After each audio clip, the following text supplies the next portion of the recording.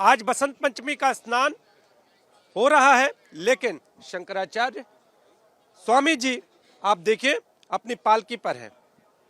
स्नान करने आप संगम की ओर नहीं गए। श्री राम श्री राम श्री राम। अब तक तो तैयारी हो जाती थी, आगे बढ़ जाते थे। आपने कल भी जिस तरह से बताया था हम लोगों को कि हम नहीं जाएंगे, अभी का हम जानना चाहेंगे, अभी क्या कुछ विचार बदला है स्वामी जी या वैसे ही? हमारे विचार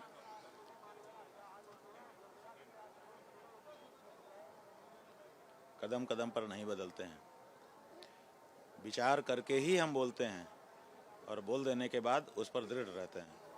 तो जो बात कह दी गई है हम उसी पर दृढ़ हैं, विचार बदलने का कोई प्रश्न नहीं है। ये मेला शंकराचार्यों के द्वारा बसाया गया मेला है। इतिहास गवाह है, साक्षी है कि शंकराचार्यों ने इस मेले को मुगलों से बचाने के लिए कितना त्याग बलिदान किया है। आज उन्हीं शंकराचार्य को आप संगम स्नान से रोक देते हो, ये अन्याय बहुत बड़ा हुआ है। इसलिए विचार बदलने का कोई प्रश्न ही नहीं है। और ये बात आपको हम बताना चाहेंगे कि कहा जा रहा है कि परंपरा नहीं है पालकी में बैठ कर के स्नान की। अभी एक इंटरनेट के जानकार व्यक्ति ने 2024 में जब हम माघ मेले में पालकी में बैठ कर के स्नान करने के लिए गए थे, पुलिस सुरक्षा के बीच में, वो वीडियो इंटरनेट से निकाल करके भेज दिया है।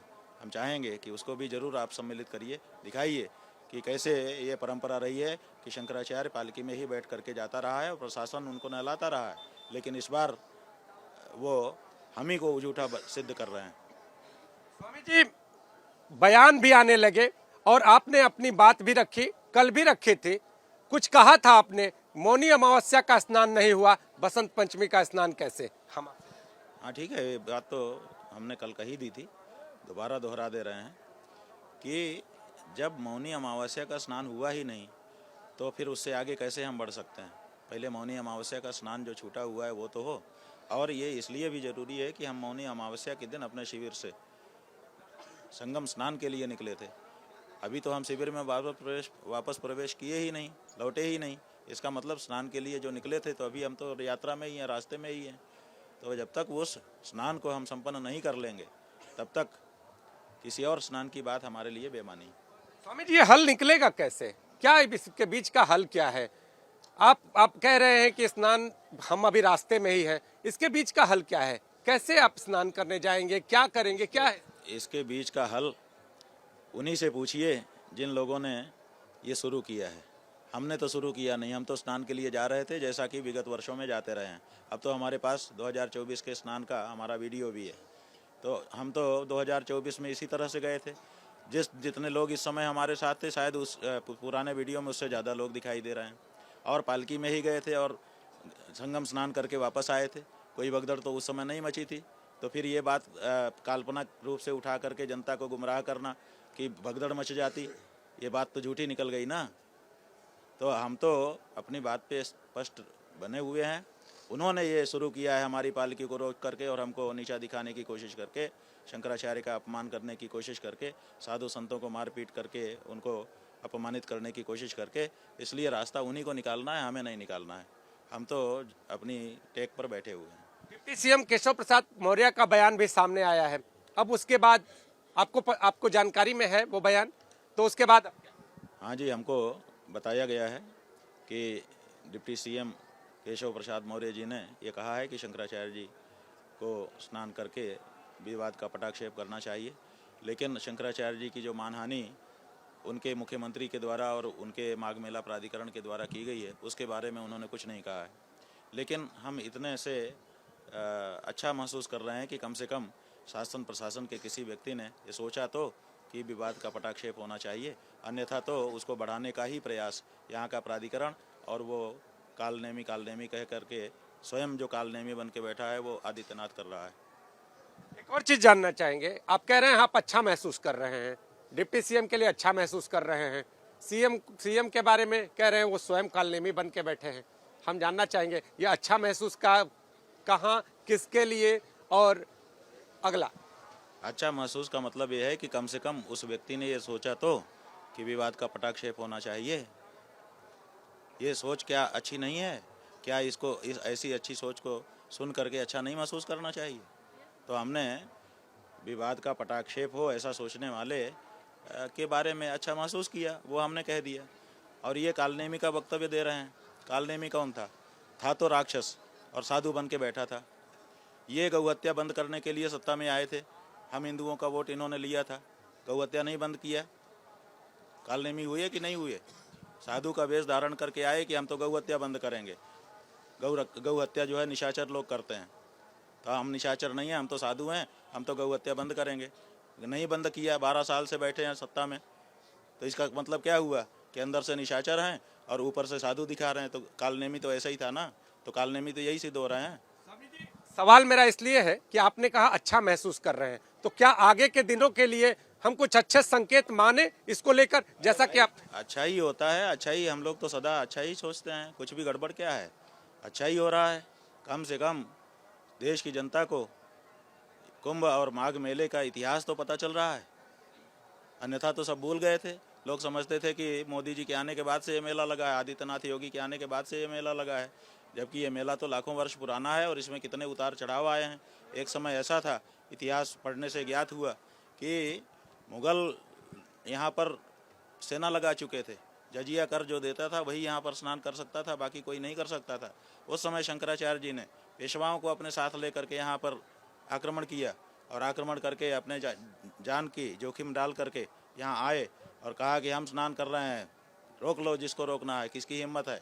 और उन्होंने स्नान किया सनातनियों के साथ, और उसके बाद से वो हर साल यहाँ पर आने का नियम बना करके बैठे कि हम हर साल आएंगे, है किसी में हिम्मत तो रोको। तो अब मुगल काल में ये हिम्मत दिखाना शंकराचार्य के लिए कठिन था, लेकिन उन्होंने हिम्मत दिखाई और उसके बाद लोगों के अंदर हिम्मत आई और लोग यहाँ पर आकर के स्नान करने लगे। तब इतना बड़ा जमावड़ा आज यहाँ पर हो रहा है। तो जिन शंकराचार्यों ने माघ मेला शुरू किया, उन शंकराचार्यों के रथ को आप रोक रहे हो, उन शंकराचार्यों को आप अपमानित कर रहे हो, ये दिखा रहे हो कि सब कुछ हमें ने किया है। ये इतिहास तो जनता को पता चलना चाहिए। तो एबीपी न्यूज के दर्शक आगे के लिए क्या जाने, शंकराचार्य स्नान करने आगे जाएंगे या क्या होने वाला है? कुछ राहत भरी बात, क्या कहना है? एबीपी न्यूज के दर्शक ये जाने कि शंकराचार्यों का सनातनी परंपराओं की स्थापना में बड़ा योगदान है।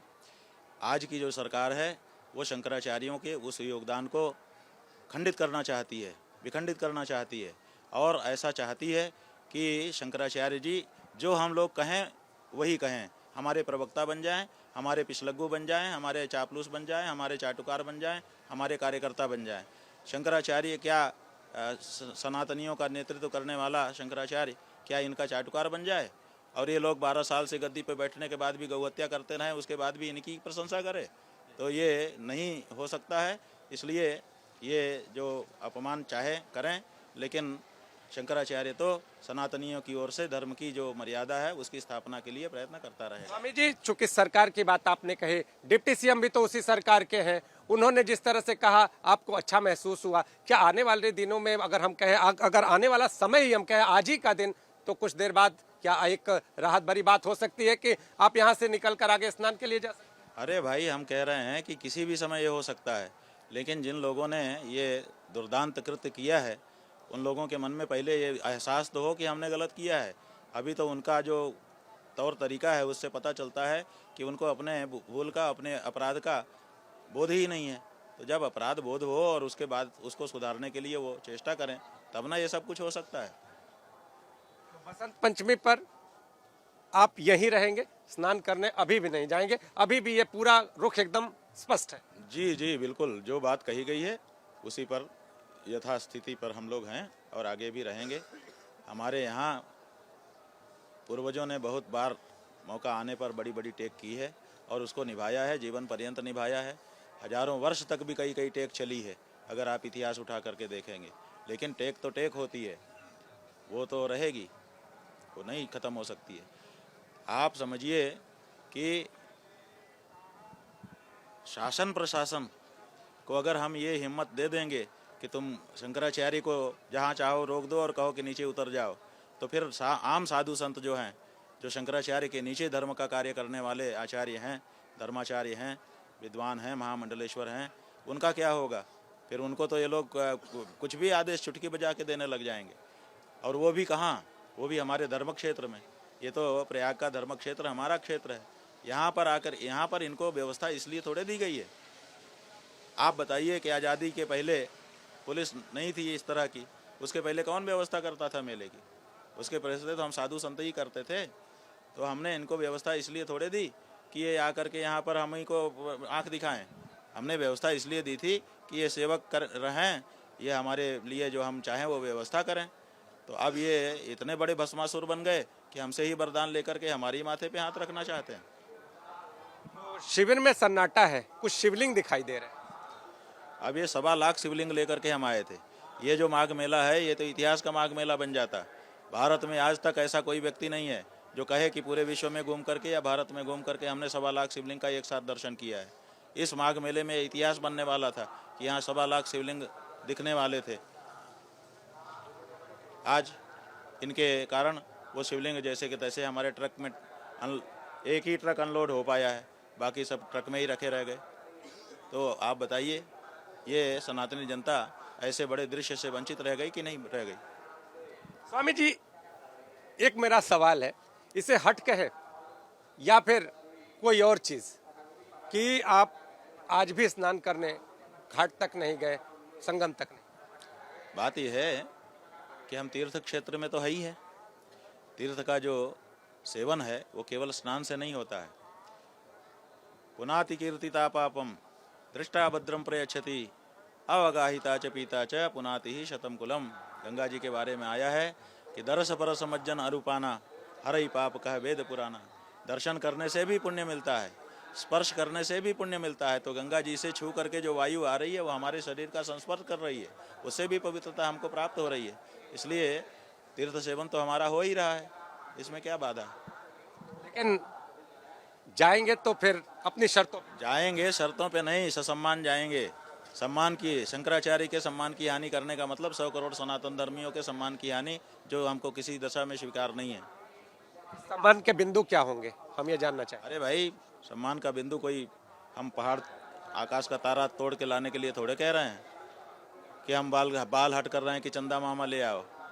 बताओ, हम तो यही कह रहे हैं कि जैसे हम हर वर्ष प्रतिवर्ष जाते थे और जैसे आप व्यवस्था करते थे, अभी आपको 2024 का वीडियो हम दिखा देते हैं माघ मेले का, उसको देख लीजिए कैसे उल्लास के साथ, उत्साह के साथ पुलिस हमको लेकर के गई और गंगा स्नान करा, संगम स्नान करा के लाई। वो भी तो प्रशासन ही रहा होगा, माघ मेला प्राधिकरण का ही प्रशासन था। उस समय के जो अफसर थे वो समझदार थे, इस समय के अफसर जो है वो नासमझ हैं। यही अंतर दिखाई दे रहा है, और क्या। जैसे पिछले सालों में स्नान करने गए थे, अगर वैसे स्नान करने प्रशासन की मदद से ले जाया जाएगा तो बिल्कुल जाएंगे, अन्यथा यहीं रहेंगे। ये निर्णय है शंकराचार्य का। कैमरामैन फैजल पठान के साथ नीतीश कुमार पांडे, एबीपी न्यूज, प्रयागराज।